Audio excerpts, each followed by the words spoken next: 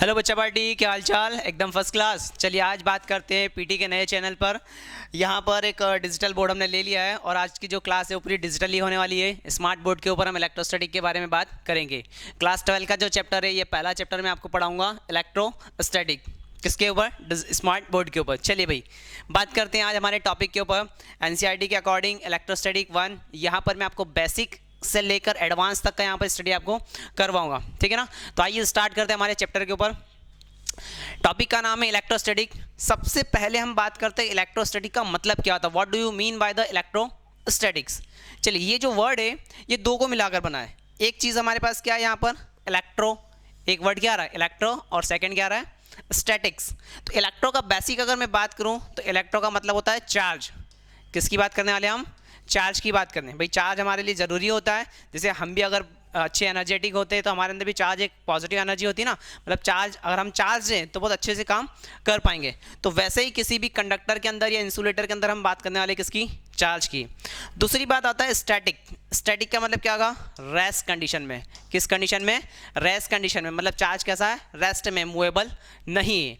तो इलेक्ट्रोस्टैटिक का जो मीनिंग है वो चार्ज एट रेस्ट कंडीशन में। चलिए बेसिकली मैं सबसे पहले बात करता हूँ चार्ज के बारे में। तो चार्ज क्या है? किसी भी मैटर की क्या है?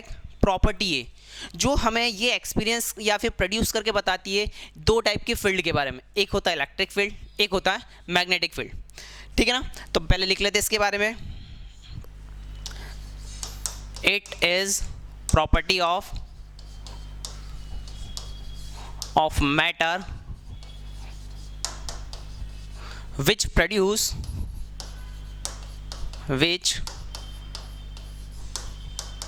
produces or experience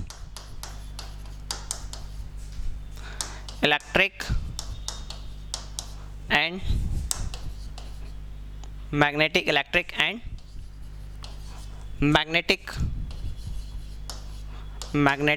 इफेक्ट और फोर्स भी बात सकता हूँ। मैग्नेटिक इफेक्ट और फोर्सेस। मतलब देखिए यहाँ पर दो चीज़ें, एक मैं ले रहा हूँ इलेक्ट्रिक वर्ड नाम ले रहा हूँ, एक ले रहा हूँ मैग्नेटिक वर्ड। क्या चीज़ है? अगर आप क्लास 10th में है या 10th क्लास वाले बच्चे वीडियो देख रहे हैं तो उनको मतलब थोड़ा सा कम समझ में आएगा। और अगर 12th में तो मैं ये कहूँगा कि 10th में आप इलेक्ट्रिक और मैग्नेटिक फील्ड के बारे में थोड़ा सा पढ़ के आए। अगर चार्ज हमारे पास कैसा है? रेस्ट कंडीशन में। कैसी कंडीशन में? रेस्ट कंडीशन में। तो वो क्या बनाएगा? इलेक्ट्रिक फील्ड बनाएगा। क्या बनाएगा?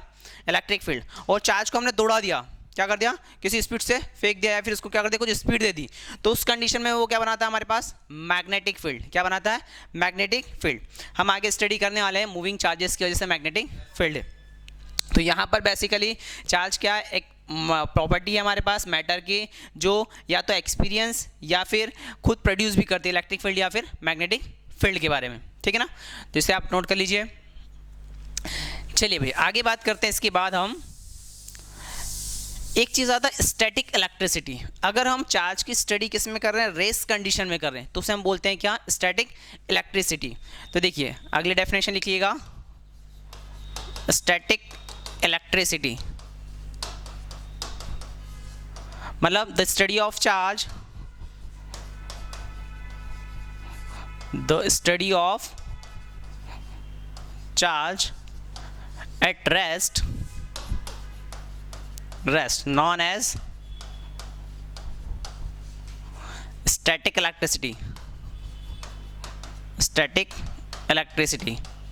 देखिए इलेक्ट्रिसिटी वर्ड ये एक्चुअली में इलेक्ट्रिसिटी दो चीज़ों से मिलकर आता है। मतलब इलेक्ट्रिसिटी में हम दो पार्ट पढ़ते हैं, एक स्टैटिक पढ़ते हैं और एक मूवेबल पढ़ते हैं, ठीक है ना, या करंट इलेक्ट्रिसिटी पढ़ते हैं।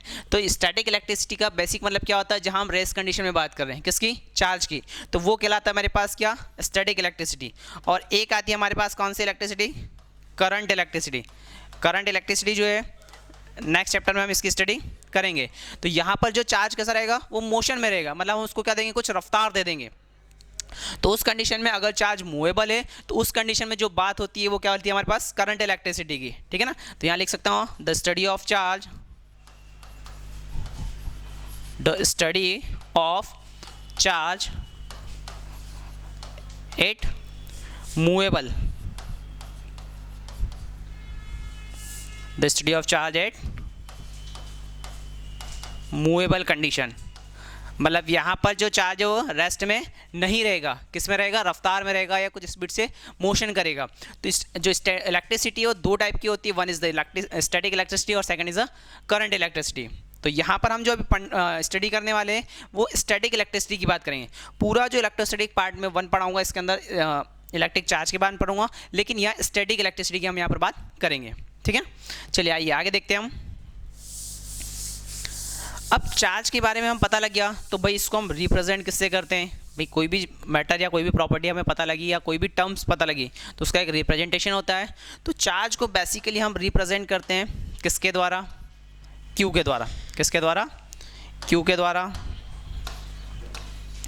इसका एक कोई यूनिट होगा, तो चार्ज का जो यूनिट होता है, देखिए एसआई यूनिट की अगर मैं बात करूं तो चार्ज का एसआई यूनिट होता है क्या, कूलाम। चार्ज का बेसिकली एसआई यूनिट क्या होगा, कूलाम। अगर मैं इसकी सीजीएस यूनिट की बात करूं, ठीक है ना, तो इसकी सीजीएस यूनिट होती है क्या, स्टेट कूलाम, कूलाम। अगर मैं इसकी इलेक्ट्रोमैग्नेटिक यूनिट की बात करूं, तो ठीक है ना, कौन सी, इलेक्ट्रोमैग्नेटिक यूनिट, तो वो होती है क्या, एब कूलाम, कूलाम। और इसकी एक और यूनिट होती है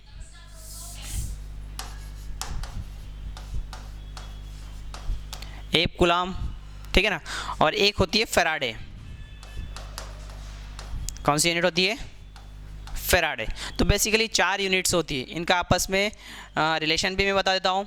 जैसे कूलाम और स्टेट कूलाम, जो सीजीएस इसकी यूनिट है, कूलाम कैसी यूनिट है, किसकी, एसआई यूनिट है, ठीक है ना। तो कूलाम, तो 1 कूलाम जो होता है that is 1 coulomb equal to 3 × 10⁹ statcoulomb. ये चीज़ याद रखिएगा, ऑब्जेक्टिव में क्लास 12th में पूछा जा सकता है, ठीक है ना। ऐसे ही कूलाम का किसमें, एब कूलाम में, मतलब एसआई का इलेक्ट्रोमैग्नेटिक यूनिट के साथ रिलेशन क्या होगा, तो 1 कूलाम इज इक्वल टू 1/10 एब कूलाम होता है। ऐसे ही कूलाम का इलेक्ट्रोकार्डियक, जैसे यूनिट आ रही है हमारे पास फैराडे, अगर इसका आपस में रिलेशन की बात करते हैं तो 1 farad is equal to 96,500 coulomb. इसका इसमें डिवाइड दे देंगे तो कूलाम का फैराड में आ जाएगा। मतलब मैं इसे ऐसा लिखता हूँ कि 1/96,500 1 divide by 96,500 farad is equal to 1 coulomb. तो ये आपस में जो रिलेशन है ये आपको याद रखना है कि 1 कूलाम का एसआई का सीजीएस के साथ क्या रिलेशन है, मतलब 1 कूलाम कितना होता है, 3 × 10⁹ स्टेट कूलाम। इसके साथ साथ एक चीज़ और मैं बताता हूँ यहाँ पर, तो कूलाम का एब कूलाम हो गया, फैराडे का 96,500 कूलाम हो गया, ठीक है ना। तो ये सारे रिलेशंस आपको याद रखना है। अच्छा, इसका भी एक होता है 1 फैराड इज इक्वल टू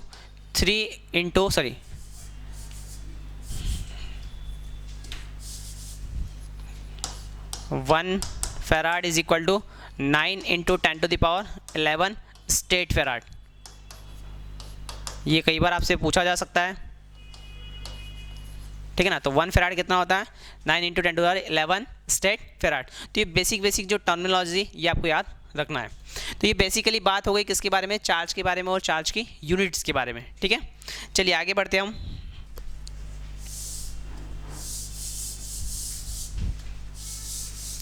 अब चार्ज का यूनिट हमने पढ़ लिया, इसका सिंबॉलिक रिप्रेजेंटेशन पढ़ लिया, तो नेक्स्ट चीज़ आती है हमारे पास क्या, इसका डायमेंशनल फार्मूला। तो नेक्स्ट हम बात करेंगे किसके, चार्ज के डायमेंशनल फार्मूले की बात। तो जो डायमेंशनल फार्मूला होता है वो क्या होता है, A × T। ए मतलब होता है करंट के लिए, ठीक है ना, करंट जो होता है उसका डायमेंशनल फार्मूला होता है ए मतलब एम्पियर, और टी मतलब क्या होता है, टाइम। तो चार्ज का जो डायमेंशनल फार्मूला आएगा वो क्या आएगा, A × T। ये कैसी क्वांटिटी है, ये एक स्केलर क्वांटिटी है, क्योंकि इसमें जो चार्ज की बात करते हैं, चार्ज में बेसिकली हम किसकी बात करते हैं, इलेक्ट्रॉन की या फिर प्रोटॉन की बात करते हैं। तो it is a scalar quantity, ठीक है ना। तो ये बेसिक बातें हो गई हमारे पास किसके बारे में, इलेक्ट्रिक चार्ज के बारे में। अब इसके बाद आगे हम बात करते हैं जो चार्ज की बेसिक प्रॉपर्टीज़, कितने टाइप का होता है और क्या क्या इसकी प्रॉपर्टीज़ होती हैं। तो आगे हम इसमें एक ही पॉइंट में लिख लेते हैं कि देयर आर 2 टाइप्स। जो चार्ज होता है वो कितने टाइप का होता है, 2 टाइप का होता है। कौन कौन से, याद होगा आपको, एक होता है पॉजिटिव और एक होता है नेगेटिव चार्ज। एक होता है पॉजिटिव और एक होता है नेगेटिव। चलिए पॉजिटिव नेगेटिव में क्या क्या कहानी आती है। तो अगर मैं बात करूँ पॉजिटिव की, दोनों सिमिलर हो गए, मतलब लाइक चार्जेस हो गए। और ऐसे बात करूँ नेगेटिव और नेगेटिव की, तो इनमें हमेशा क्या रहेगा, रिपल्सन होगा। क्या होगा? रिपल्सन होगा। मतलब ये क्या करेंगे, एक दूसरे को कैंसिल आउट करने की कोशिश करेंगे। तो पॉजिटिव पॉजिटिव या नेगेटिव नेगेटिव, मतलब लाइक चार्जेस अगर है तो वो क्या करेंगे, दूसरे को रिपेल, क्या करेंगे, दूसरे को रिपेल। ऐसे ही अगर अनलाइक चार्जेस बात कर लेते हैं, पॉजिटिव और नेगेटिव, और कौन सा चार्ज, पॉजिटिव और नेगेटिव, तो इनमें हमेशा दोस्ती बनी रहेगी। इनमें कौन सा फोर्स लगेगा, अट्रैक्टिव फोर्स लगेगा। तो यहाँ पे क्या होगा, अट्रैक्शन, ठीक है ना। ये कितने दो टाइप के होते हैं, इसके ऊपर भी साइंटिस्ट ने बहुत सारे एक्सपेरिमेंट करे हैं, उसके द्वारा इन्होंने बताया कि चार्ज दे रहा है, टू टाइप्स होता है, एक पॉजिटिव होता है और एक नेगेटिव होता है। वो एक्सपेरिमेंट क्या था वो मैं आपको इधर आगे समझाता हूँ, ठीक है। चलो भाई, अब इन्होंने चार्ज को दो पार्ट में तो डिवाइड कर दिया, एक पॉजिटिव दे दिया और एक नेगेटिव। अब कैसे इन्होंने बताया उसके बारे में हम बात करते हैं। तो साइंटिस्ट ने बहुत सारे एक्सपेरिमेंट करे, पर उसका जो बेसिक एक थोड़ा बहुत एक एक्सपेरिमेंट है जिससे आपको क्लियरली बातें समझ में आए, वो मैं आपको एक्सप्लेन करता हूँ। इन्होंने क्या किया, इस टाइप से दो अलग अलग मटेरियल्स की रॉड ली। ये मैंने एबोनाइट की छड़ ले ली,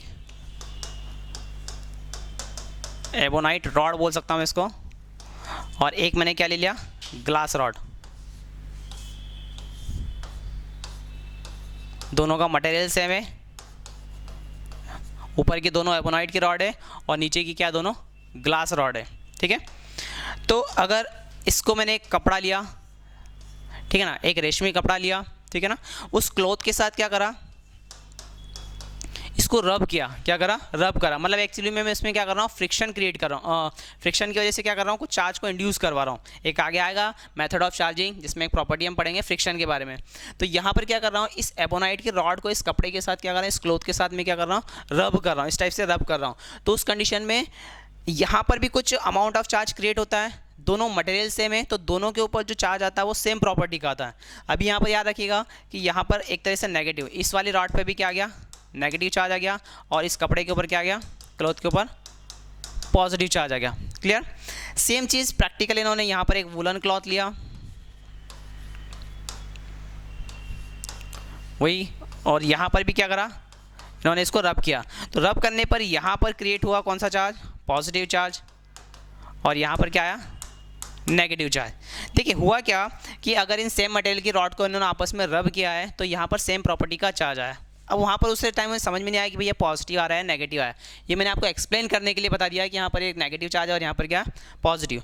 जब इन दोनों को आफ्टर रबिंग में एक दूसरे के पास में लेके आया तो ये क्या करे, एक दूसरे को रिपल करने लगी। मतलब यहाँ पर भी इस रॉड ने इसके ऊपर कुछ फोर्स लगाया और इसने भी इसके ऊपर क्या लगाया, कुछ अमाउंट ऑफ फोर्स लगाया। तो ये फोर्स की वजह से पता लगा कि यार यहाँ पर कुछ लाइक चार्जेस क्रिएट हुआ है। सेम चीज़ यहाँ पर भी हुई कि यहाँ पर भी दोनों एक दूसरे क्या करने लगी, एक दूसरे को रिपेल करने लगी। मतलब यहाँ पर भी कुछ सेम अमाउंट का लाइक चार्जेस क्रिएट हुआ होगा। देन आफ्टर इन्होंने क्या करा, एक ग्लास की रॉड ली और एक एबोनाइट की रॉड ली, ठीक है ना। इन दोनों को आपस में रखा, ये हमारे पास ग्लास हो गई और ये हमारे पास एबोनाइट हो गई। तो ग्लास के ऊपर हमारे पास पॉजिटिव चार्ज था और इसके ऊपर क्या था, नेगेटिव। तो ये क्या करने लगे, एक दूसरे को अट्रैक्ट करने लगे। तो यहाँ से इन्होंने एक कंक्लूजन निकाला क्या कि देयर आर टू टाइप्स, एक पॉजिटिव चार्ज नाम दिया और एक क्या दिया, नेगेटिव चार्ज दिया, क्योंकि यहाँ पर इन दोनों में क्या होने लगा, अट्रैक्शन होने लगा।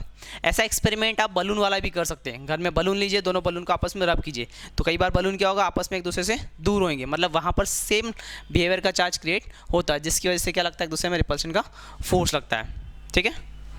तो यहाँ पर ये हमने बेसिकली बात करी किसके बारे में, चार्ज के बारे में। तो आज की वीडियो में इतना ही, नेक्स्ट हम बात करेंगे। Thank you.